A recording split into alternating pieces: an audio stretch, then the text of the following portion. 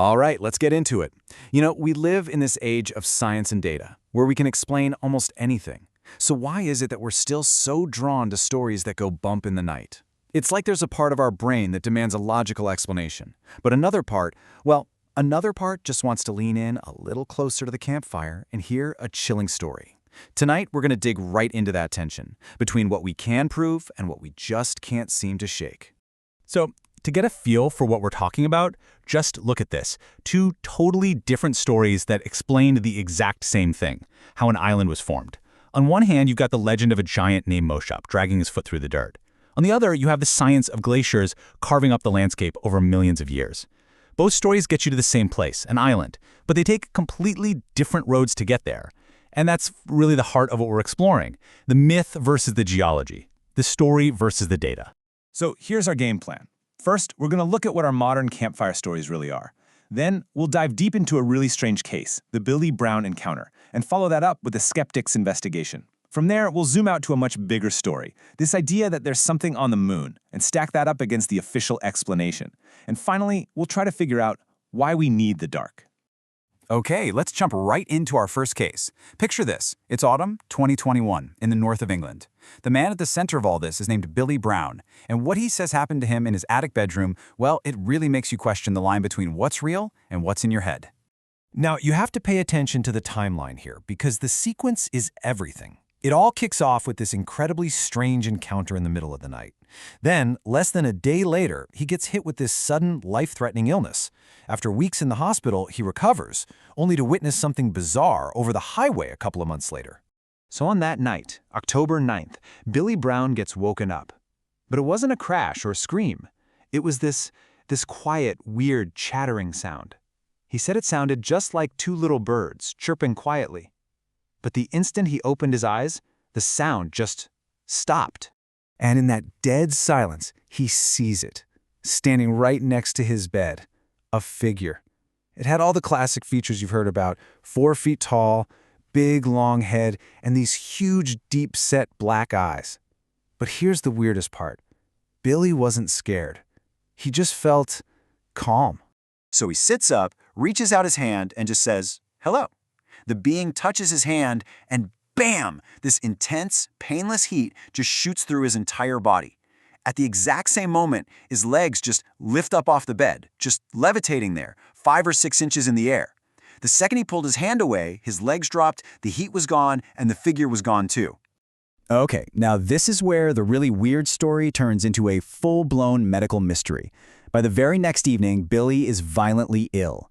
He's rushed to the hospital, and the doctors have no idea what's wrong with him. CT scans are clear, blood tests come back normal. They just can't find a cause. Finally, they diagnose him with severe blood poisoning, but they can never find a cut, a scratch, any way for an infection to have gotten in. He almost died from an illness that seemingly came from nowhere.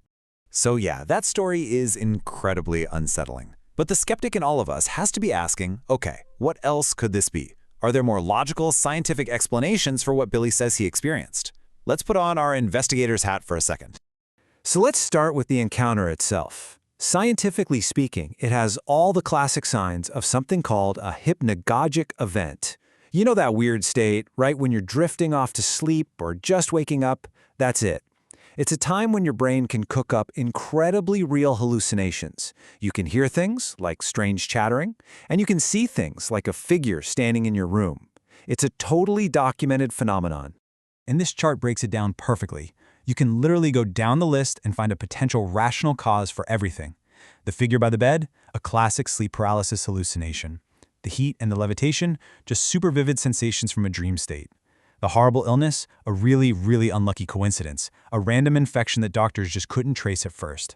And that UFO he saw months later, probably just a plane, or maybe even a drone. And that all makes perfect sense, right? Case closed. Except for one huge problem. While you can explain each of these things away one by one, it's the timing of it all that's so hard to ignore. A vivid hallucination, followed immediately by a near-fatal mystery illness, and then another sighting? It's the sheer coincidence that makes this story so chilling and so hard to just file away. Okay, so we've seen how one person's experience can become this lingering mystery. Now, let's zoom out. Way, way out. We're going from one man's bedroom all the way to the surface of the moon. But you'll see that the fundamental conflict, this battle between a great story and a logical explanation, is exactly the same. Think about this for a second. 1972. That's the year of Apollo 17. That was the last time any human being set foot on the moon. We pulled off this unbelievable achievement, this triumph of science and will, and then we just stopped. And that one simple question, why haven't we been back, has been the fuel for more than 50 years of rumors, speculation, and some seriously wild conspiracy theories. For a lot of people, the official answers just haven't ever felt good enough. Now, if you listen to the stories that have bubbled up over the decades, the reason we haven't gone back is simple. We were told to stay away. These claims, often from supposed whistleblowers, paint a picture of a moon that is already somebody else's territory. They talk about finding crashed ships, seeing buildings and towers, and getting a very clear message: don't come back. All right, so that's the story. Now let's open up the official files. How does the actual documented record respond to all these cosmic horror stories?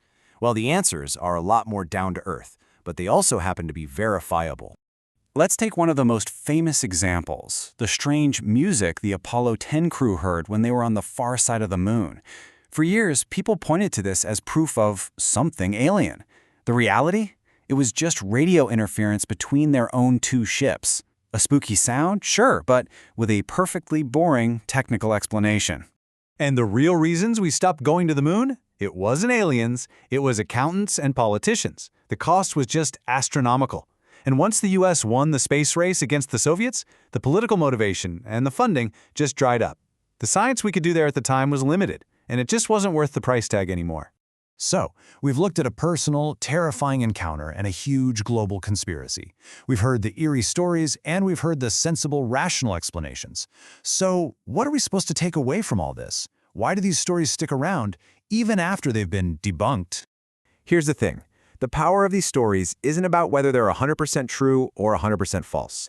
Their real power comes from that fuzzy gray area in between. It's the space where a skeptic can find a logical reason for everything, but a little part of you can still find a sliver of doubt. They live in that gap between a bad dream and a real visitor. And that brings us all the way back to Billy Brown. Because the most haunting part of his story isn't the figure he saw. It's the idea that these things, whatever they are, leave a mark. They linger. Whether it was an alien or just hallucination, the result was a very real illness that almost killed him.